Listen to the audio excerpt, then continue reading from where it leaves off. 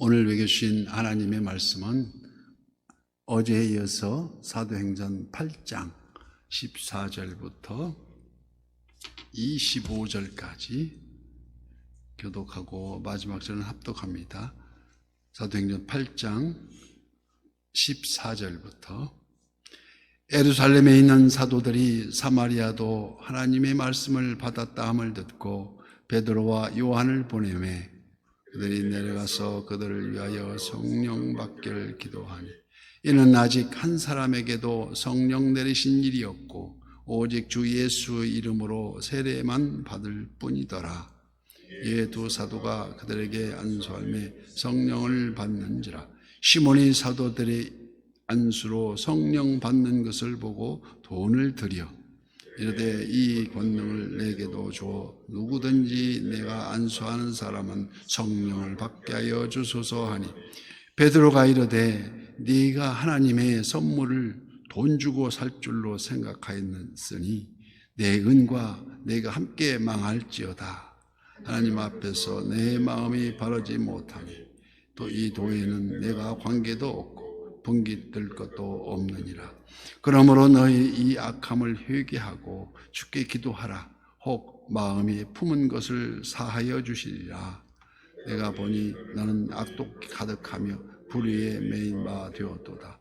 시몬이 대답하여 이르되 나를 위하여 주께 기도하여 말한 것이 하나도 내게 임하지 않게 하소서 하니라.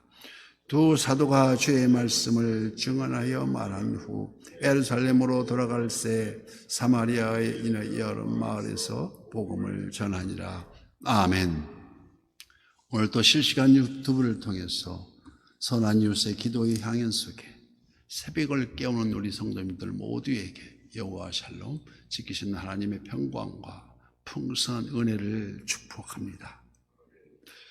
우리 주님께서 십자가 대속에 죽으시고 3일 후에 부활하신 후 40일간 십자가의 도를 널리 알리시고 마지막 승천하실 때 성령에 기다리라고 말씀하십니다. 성령이 너희에게 임하시면 너희가 권능을 받고 예루살렘과 온 유대와 사마리아와 땅 끝까지 이르러 내 증인이 되리라는 결론입니다. 그래서 우리의 삶은 주님 재림하는 그날까지 끝까지 성령의 인치심을 받고 증인이 되는 것. 그래서 우리가 하나님을 기쁘시게 하는 것이 바로 증인이라는 것을 에이든 토저 목사님께서 그의 저서 세상과 충돌하라는 제목의 저서가 있습니다. 한마디로 표현하면 성령을 근심하게 하지 말라는 결론을 맺는 저서였었는데 이 말은 간단히 표현하여서 우리 안에 거하시는 하나님의 인도를 느끼면서도 이 불순종하는 것, 이게 바로 성령을 근심하게 하는 것이라고 지적하고 있습니다. 성령은 내재하셔서 진리의 말씀으로 인도해 주십니다. 그 말씀 속에서 하나님의 음성을 듣게도 하시고 또한 이에 순종하기를 하나님은 원하십니다. 오늘 말씀을 통해서 첫째 성령을 받았다 하면 어떤 이야기인지를 말씀드리고자 합니다. 오늘 보면 16절에서 이는 아직 한 사람에게도 성령 내리신 일이 없고 오직 주 예수의 이름으로 세례만 받을 뿐이더라 기록하고 있습니다. 여기 혼동하지 말아야 할 부분이 있는데 빌립을 통하여 예수님을 영접한 사마리아인들이 예수님을 믿었을 때 결코 성령에 대한 인치심, 성령에 대한 체험을 없이 이루어진 일이 아니라 성령이 아니하고는 예수를 주라 시인할 수 없는 것과 같이 고린도전서 12장 3절 말씀 즉 성령에 의하지 아니하고는 믿을 수 없는 것이지만 문제는 성령의 인도하심으로 세례를 받았는데 겉으로는 드러나는 표시적 은사가 구분이 안 되더라는 이야기입니다. 그래서 17절에도 이에 두 사도가 그들에게 안수하며 성령을 받는지라. 이는 베드로와 요한에게 임재하신 성령 하나님의 특별 은사가 그들에게 안수함에 그 영광이 나타나더라는 것입니다. 사도 바울도 그의 영적 아들인 디모데에게 디모데전서 4장 14절 말씀에 내 속에 있는 은사 곧 장로의회에서 안수받을 때에 예언을 통하여 받은 것을 가볍게 여기지 말며 또 이 모든 일에 전심전력하여 너희의 성숙함을 모든 사람에게 나타나게 하라고 말씀합니다. 즉 받은 은사를 가볍게 여기지 말고 하나님의 교회를 위하여 마음껏 사용하여서 봉사하기를 힘쓰라는 것을 권면하고 있습니다.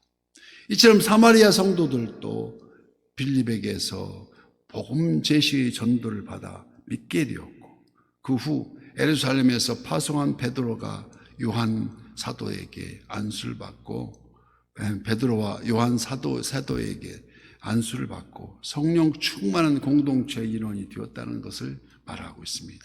이처럼 오늘 본문의 주석에 대하여서도 각 교단마다 대동소이한 해석이 분분하지만 우리는 존 칼빈의 주석으로 기본을 삼고 로마서 5장 5절 말씀에 소망이 우리를 부끄럽게 아니함은 우리에게 주신 성령으로 말미암아 하나님의 사랑이 우리 마음에 부음받음이니 이는 사도들이 안수함으로 별개의 은사받음을 매일매일 감사함으로 이어져야 한다는 것입니다.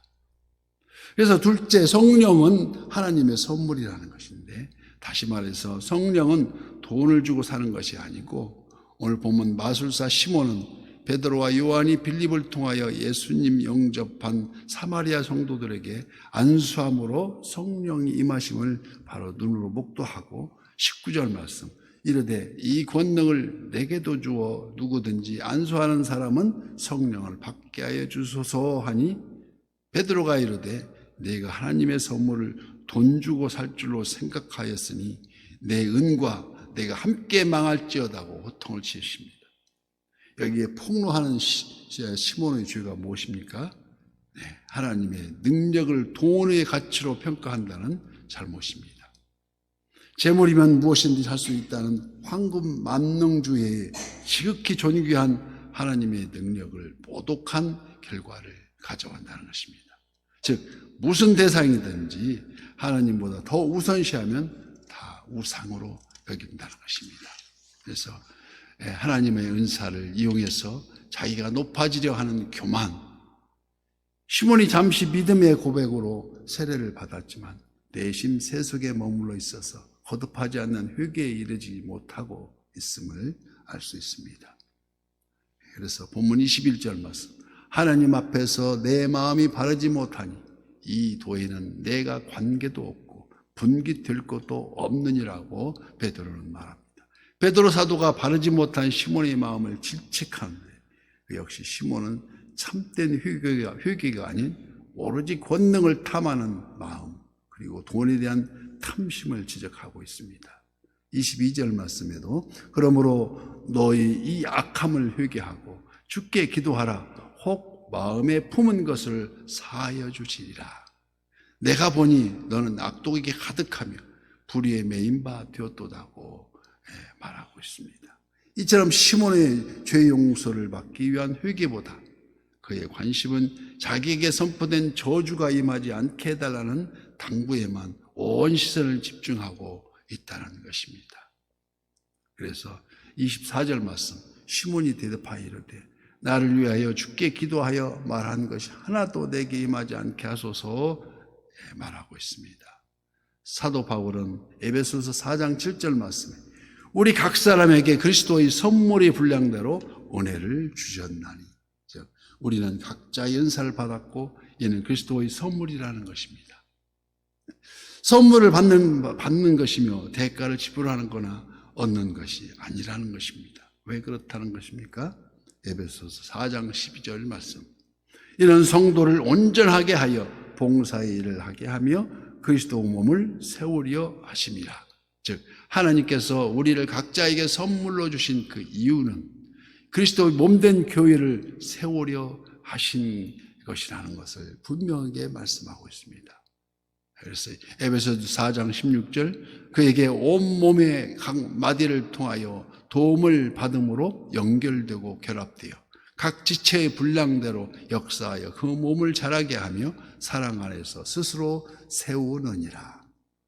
오늘 본문에서도 교회의 머리가 되시는 주님께서 다름 아닌 베드로와 요한을 사용하셔서 주님이 몸된 교회를 세우고 계셨다는 사실을 우리는 목도합니다.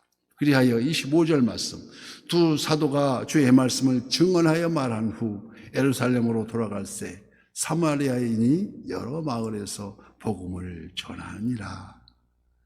이는 곧 그들 안에 내재하시는 성령 하나님께서 이 두 사도 베드로와 요한을 통해서 계속 주님의 말씀을 선포할 수 있도록 인도하고 계시다는 것입니다. 이 두 사도의 사마리아에서의 복음 전파가 왜 먼저 우선해야 합니까? 이는 주님께서 명령하신 마지막 지상 명령의 성취를 위해서 너희는 먼저 그의 나라와 그의 의를 구하라. 그리하면 이 모든 것을 너희에게 더하시리라. 나머지 복은 덤으로 흔들어 넘칠 만큼 부어주시겠다는 것입니다. 너희는 염려하지 말라는 것입니다.